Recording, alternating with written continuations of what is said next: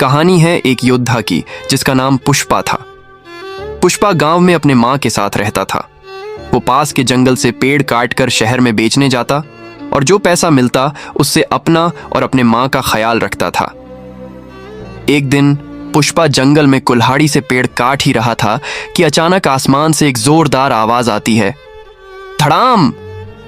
पूरा जंगल हिल जाता है, पेड़ पत्ते उड़ने लगते हैं। पुष्पा डर के मारे झाड़ियों में छुप जाता है। तभी एक अजीब सा स्पेस यान जमीन पर उतरता है। उसके दरवाजे से धुआं निकलता है और उसमें से बाहर आता है सूखा लकड़ा। लेकिन यह कोई आम लकड़ी नहीं थी। यह थी अंतरिक्ष से आई एक जिंदा बोलने वाली लकड़ी जो एक योद्धा थी और उसका मिशन था धरती के जंगलों की रक्षा करना। पुष्पा डरते डरते उसके पास गया और बोला, तू कौन है रे? सूखा लकड़ा बोला, मैं हूं तुनतुन, जंगलों का रक्षक।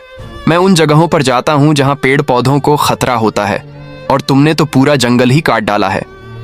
पुष्पा ने सिर झुका लिया और बोला, मैं मजबूर था, माँ बीमार है, काम और कोई नहीं, बस इसी से रोटी मिलती है।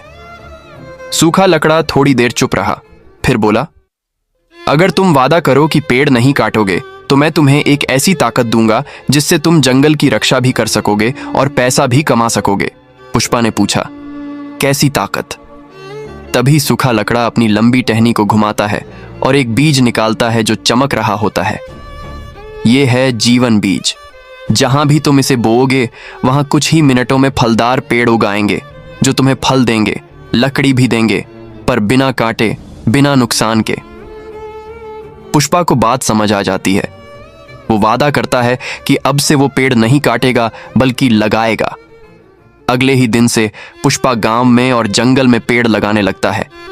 लोग पहले उसे पागल समझते हैं, लेकिन कुछ ही हफ्तों में जंगल फिर से हरा भरा हो जाता है और गांव के लोगों को फल, लकड़ी और छाया मिलने लगती है।